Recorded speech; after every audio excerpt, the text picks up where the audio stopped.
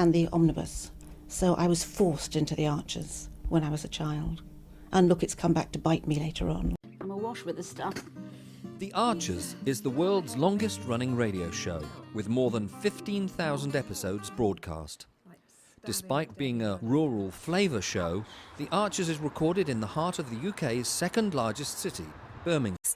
You're listening to Thursday's episode of The Archers from BBC Radio 4.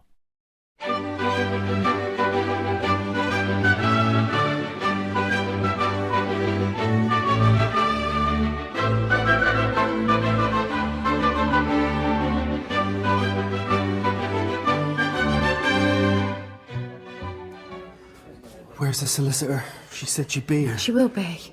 Don't worry. Now, let's get your tie straightened up. Well, Mike, that's going to make a difference. The appearance is important. The judge needs to look at you and think... Oh. What? Adam and Lilian have just walked in. So? We've got nothing to hide. They're looking over here. You let them stare. George. Mrs. Grundy, is it just the two of you? Yeah. Why, is that a problem? Not at all. Right. Are we ready? Ready as we'll ever be, aren't we, George? Yeah. So, you remember what I explained about the proceedings? You'll be given over to the court officials in a moment, George, and they'll be with you until they're ready for us in court. Have you brought a bag with some basic... Yeah, here it is. Good. The judge has got all the various statements. Oh, and there's someone who's down to read their own victim personal statement. That'll be Alice. No, she's not coming. How'd you know? I just do. It's Fallon Rogers. Fallon? You mean she'll be in there? That's right. I'll be right there, George. Now, do you have any questions? Either of you? George? Mum? Excuse me a sec, Sharon.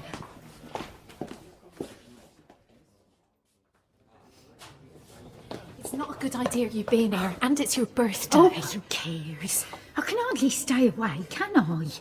Where is everyone? George didn't want anyone here, and I said I'd keep you posted. I'm sorry, Emma, but I did not convince you to tell the truth so that you and George could face this day alone.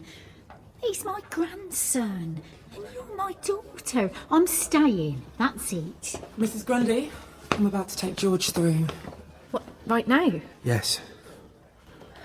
So, if he's sent down, will I see him again before they take him to young offenders? No. He'll be taken straight down from the courtroom to the cells and then processed and sent to the young offenders institution from there. That's if you're sent down. There's nothing to say you won't get a suspended sentence or community service. You're right, it is possible. We're due a miracle, aren't we, love? Fingers crossed, eh? I just, I'll give you a moment. Right, so don't forget your bag. It's just the basics, they don't allow much, but... Mum. Yes, love? Thanks for coming with me today. Where else would I be? And for trying. I know you tried. There's no thanks necessary, George. You're my boy. Look after Mum, will you, Nana? Oh, of course I will. And George, I love you. Right then. I'll see you on the other side. Sharon? I hate this, Mum. Hard as it is, love. This is what facing up to it looks like. Come on.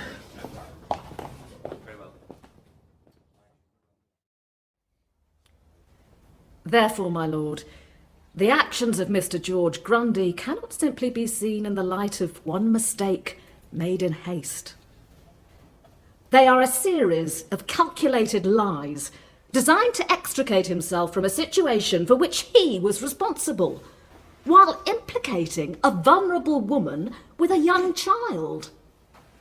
And as you will have seen in her personal victim statement, this resulted in Ms. Carter's addiction to alcohol worsening, directly affecting her ability to parent her child of only 3 years. Yet Mr. Grundy remained silent.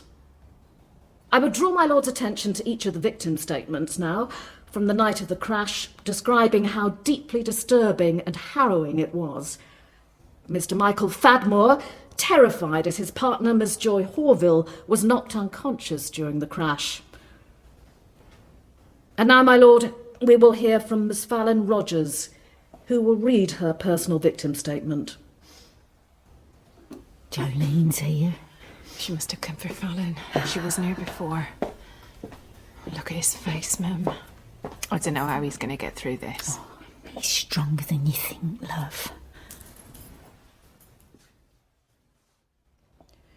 Then I was lying there on the bank of the looking at this young friend who'd gone back into the horrible black water alone. For me. I felt so grateful to George, and I thought it would end there, but it didn't. When I found out it was Alice, also my friend, driving the car, that fact alone was a challenge for my husband and me. Then we found out I was pregnant, and just as suddenly I wasn't anymore. I don't know if that was definitely down to the accident, but my husband believes it was. And he always will. Through that time, I've watched my strong, capable friend, Alice Carter, unravelling, isolating herself from everyone who cares for her because she thought she didn't deserve any better. Then the truth finally came out and my world got shaken up again. I was back in the car, in the dark, with everything on its head and filling up with water. The person who saved me was the reason I was trapped in the first place. Fallon. He didn't dive back into that water to save me because he cared. He did it because he knew it was his doing. Oh. Quiet, please. I still can't sleep. I can't really be myself around my husband, not properly, not yet. And I can't work with a friend and colleague who I miss very much because George is her son. Sorry. Quiet in the dark, please. That's it. That's it.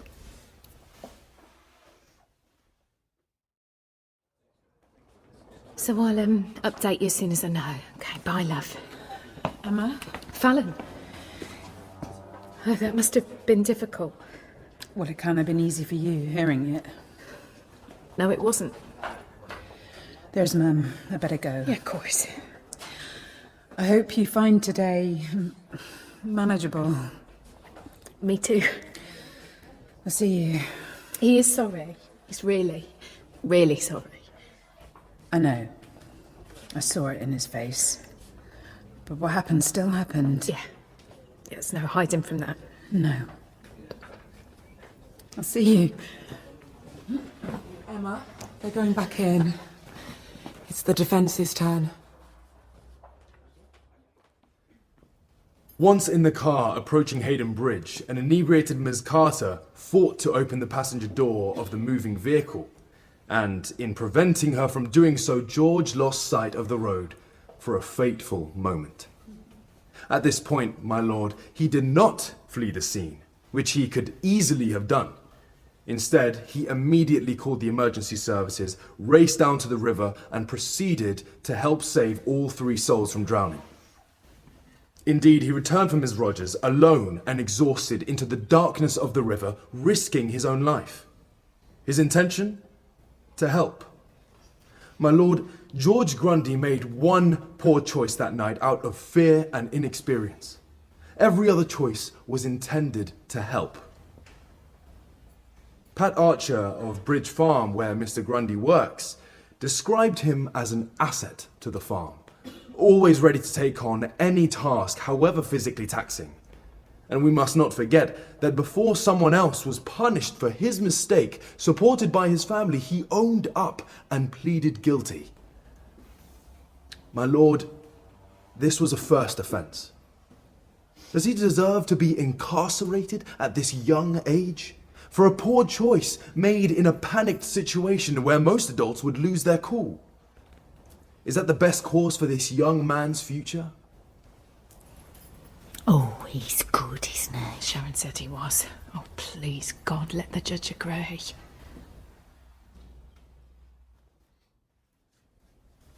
George Grundy, Having considered all the evidence provided, I believe that on the night of the 5th of May 2024, you found Alice Carter in her car, too drunk to drive. I believe you intended to bring her safely home and prevent any potential danger caused by her drunken state. I believe the witness statements, who were clear about how determined you were to save the 3 victims trapped in a car in the river. However, to have the presence of mind after the rescue to go back to Miss Carter's car, to move her from the passenger seat into the driving seat, which also takes strength and determination, was a conscious act of deception, unquestionably aimed at saving yourself and implicating Miss Carter and later Harry Chilcott. Had you owned up to the truth, so much suffering of the victims in this case would have been prevented. This, I believe, is not a matter to be overlooked. Please stand. George Grundy, the sentence I pass upon you is, for the charge of dangerous driving, 1 year, and for the charge of perverting the course of justice, 2 years, to be served concurrently. Take him down. No! It's okay,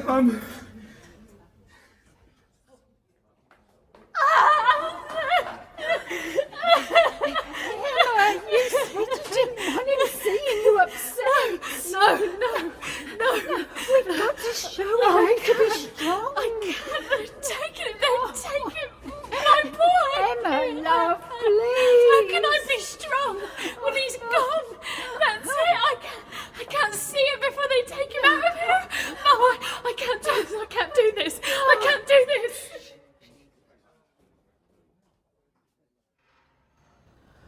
Okay, so I've got all your paperwork. You'll be sent to Handale. Where? I'm sorry, George, this doesn't happen often, but there's no space in any of the young offenders' institutions, so you're being sent to... No way. An adult prison. Why? What do you mean no space? Can I wait till there's a place free? That's not how it works, I'm afraid. It's not as bad as it sounds, George. Well, isn't it? What would you know? You'll be in an adult facility, but you will be on a wing reserved for inmates 21 and under. You won't be around the adult inmates. They can't do this. I'm afraid they can, and they do. Look, the paperwork's done. They'll transport you to Handale soon. I'm going to leave now. Listen, my mum is going to flip when she hears where I'm going, yeah? So tell her...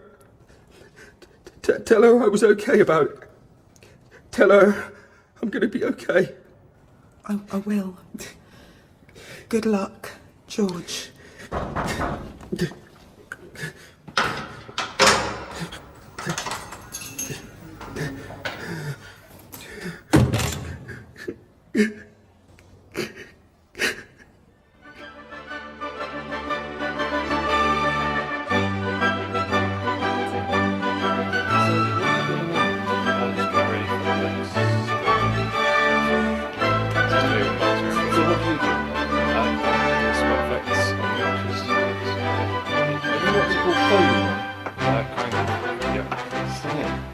And these are all part of the paraphernalia of production. Yep, that's the bull bar. That's this one. Yep, that's. I mean, Hayley so wanted to be in their own place when their baby came. It's due in 2 months. Not much chance of that now. No. I mean, it would have been a stretch for them financially, mind, but I just wish there was something practical I could do to help them, Caroline. I mean, I think The Archers has had this immense popularity over the years, basically because it has always very accurately reflected the reality of life and living in a rural community, whatever